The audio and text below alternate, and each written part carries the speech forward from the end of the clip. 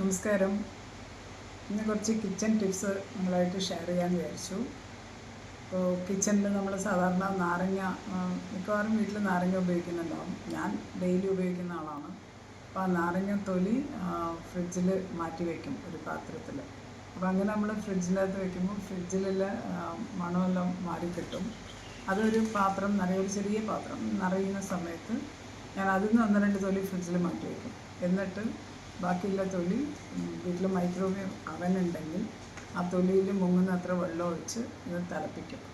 ഒരു 2 മിനിറ്റ്സാണ് സാധാരണ തിളപ്പിക്കാറ്. തിളപ്പിച്ചിട്ട് കുറച്ച് സമയം അടച്ച് വയ്ക്കുമ്പോൾ അത് മൊത്തം ഇങ്ങനെ നല്ല വേർത്തിട്ടുണ്ടാവുമല്ലോ വെള്ളം.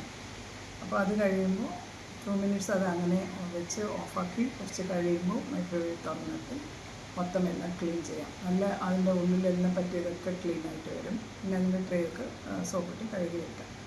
അത് എങ്ങനെ സ്ഥിരമായിട്ട് ചെയ്യുകയാണെങ്കിൽ നമ്മൾ ഈ ഫുഡൊക്കെ ചൂടാക്കിയതിന് മണമൊന്നും അത് ഉണ്ടാവില്ല. ഞാനാണെങ്കിൽ ലിഡ് ഉപയോഗിച്ച് അടച്ചു വെച്ചിട്ടാണ് ചൂടാക്കാറ്.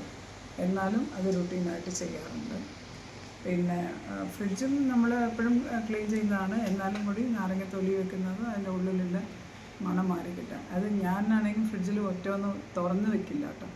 എല്ലാ സാധനവും പച്ചമുളക് കറിവേപ്പിലയാണെങ്കിൽ ഒരു സെപ്പറേറ്റ് ബോക്സിലോട്ട് വയ്ക്കും. പിന്നെ പച്ചമുളക് അതിൻ്റെ മൊത്തം എടുത്തിട്ട് വെച്ചാൽ കുറച്ച് ദിവസം കൂടി നിൽക്കും. നമ്മൾ മൊത്തോട്ട് വെക്കുമ്പോൾ ചീഞ്ഞ് പോകാൻ സാധ്യതയുണ്ട്. അത് പിന്നെ ഈ കിച്ചൺ ടവൽ ആ ബോക്സിൻ്റെ അകത്ത് വെച്ചിട്ട് അതിൽ പച്ചമുളക് മൊത്തം എടുത്തിട്ട് വെച്ച് അടച്ച് വെച്ചാൽ മതി. കറിവേപ്പില അങ്ങനെയാണ്. പിന്നെ മല്ലിയില പുതിനയൊക്കെ പെട്ടെന്ന് ചീത്തയാവുന്ന സാധനങ്ങളാണ്. അപ്പോൾ മല്ലിയില ആ സ്റ്റെമ്മെന്ന് മല്ലിയില പുതിനയൊക്കെ നമ്മൾ ദിവസം ഉപയോഗിക്കുന്ന സാധനമാണ്. അപ്പോൾ അത് ഈ ഡ്രിങ്കൊക്കെ ഉണ്ടാക്കി കുടിക്കുമ്പോൾ പുതിനയൊക്കെ ഇട്ടാൽ നല്ലതാണ്. അപ്പോൾ അതിന് വേണ്ടിയിട്ട് ഇതൊക്കെ വീട്ടിലുള്ള സാധനങ്ങൾ ഞാൻ എപ്പോഴും സാധാരണ ബോക്സിൽ ഒരു കിച്ചൺ ടവലിട്ടിട്ട് അതിൽ കഴുകാതെ തന്നെ വെക്കും. പിന്നെ ഉപയോഗിക്കുന്ന സമയത്തേ കഴുകാറുള്ളൂ. അപ്പോൾ പുതിനയും ആ സ്റ്റെമ്മെന്ന് ലീവ്സൊക്കെ എടുത്ത് ഒരു ടവലിട്ട് അതിലിടാം. പിന്നെ മേലെ ഒരു ടവലുകൊണ്ട് കവർ ചെയ്ത് വെക്കും. അതേപോലെ തന്നെ മല്ലിയില സ്റ്റെമ്മൊക്കെ എന്ന് വെച്ചാൽ സ്റ്റെമ്മെന്ന് ഇല മാറ്റിയിട്ട് ഈ കിച്ചൺ ടവലിട്ട് വേറൊരു ടവലുകൊണ്ട് ഇത് ആ ബോക്സ് കവർ ചെയ്ത് വെക്കും. ആ സ്റ്റെംസ് ചുമ്മാ ഒരു ബോക്സിലിട്ട് വയ്ക്കും. എന്നാൽ സാമ്പാറിനൊക്കെ സ്റ്റെംസ് മുറിച്ചിടാമല്ലോ എന്ന് വെച്ചിട്ട് അത് ഞാൻ അങ്ങനെ ചെയ്യാറുണ്ട്. പിന്നെ നമ്മൾ മീൻ വറുക്കുന്ന സമയത്ത് മീൻ വറുക്കുമ്പോൾ നല്ല മീനിൻ്റെ മണം ഉണ്ടാവും. മുളകിൻ്റെ കാറും ഭയങ്കരമായിരിക്കും വീട്ടിൽ. അപ്പോൾ അത് ഒഴിവാക്കാൻ എങ്ങനെയാണെന്ന് വെച്ചാൽ മീൻ വറുക്കുന്ന സമയത്ത് തന്നെ ഇനിയൊരു അടുപ്പത്ത് ഒരു പാത്രത്തിൽ നല്ലോണം വെള്ളം ഒഴിച്ച് കുറച്ച് വിനീഗർ ഒഴിച്ച് അത് തിളച്ചുകൊണ്ടേയിരിക്കണം മീൻ വറുത്ത് കഴിയുന്നവരെ. ഞാൻ സാധാരണ മീൻ വറുക്കുമ്പോൾ അതങ്ങനെ വെക്കും. അത് മീൻ വറുത്ത് ഓഫാക്കിയാലും കുറച്ച് സമയം വെള്ളം തിളപ്പിക്കാൻ വിടും. അങ്ങനെ ആകുമ്പോൾ അടുക്കളയിൽ ആ ഒരു മണം, പിന്നെ നമ്മുടെ ലിവിങ് റൂമിലൊന്നും ആ സ്മെല്ല് വരില്ല. മീനിൻ്റെ മണം വരാണ്ടെയും ഈ മുളകിൻ്റെ കാരം വരാതെ ഇരിക്കും. ഇത് ഞാൻ ട്രൈ ചെയ്ത് നോക്കിയതാണ്, അതുകൊണ്ടാണ് പറയുന്നത്. അപ്പോൾ വെള്ളത്തിൽ കുറച്ച് വിനീഗർ ഒഴിച്ച് അത് തിളപ്പിച്ചുകൊണ്ടേ ഇരിക്കണം. അടുപ്പ് ഓണിൽ തന്നെ ഉണ്ടാവണം. അങ്ങനെ വേണം ഉണ്ടാവാൻ വെള്ളം അഥവാ കുറഞ്ഞ പോയാൽ കുറച്ചും കൂടി വെള്ളം ഒഴിച്ച് തിളപ്പിച്ചാൽ മതി.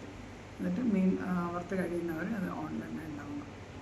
പിന്നെ ഈ സാധാരണ അടുക്കളയിൽ നമ്മൾ പിന്നെ പ്രിപ്പയർ ചെയ്യുന്ന സമയത്തൊക്കെ ഓയിലി ആയിരിക്കും. അപ്പോൾ അറ്റ്ലീസ്റ്റ് മാസത്തിന് ഒരിക്കലെങ്കിലും ഈ ബേക്കിംഗ് സോഡ, വിനീഗർ, വാഷിംഗ് പൗഡറൊക്കെ ഇട്ടിട്ട് നല്ല തിളപ്പിച്ച വെള്ളം ഒഴിക്കുക. എന്നിട്ട് അതിനിങ്ങനെ സ്പ്രിങ്കിൾ ചെയ്യുക സ്റ്റൗവിൻ്റെ മേലെ. അതിനുശേഷം നല്ല തുടച്ചെടുത്താൽ നല്ല വൃത്തിയാവും. ഓയിലി ആയിട്ടുള്ള ഭാഗമെല്ലാം പോകും. പിന്നെ ഈ അടുപ്പിൻ്റെ ബേണറൊക്കെ ഇട്ട് തേക്കാൻ അത് ഉപയോഗിച്ച് തേച്ചതിന് എല്ലാം നല്ല ക്ലീൻ ആവും.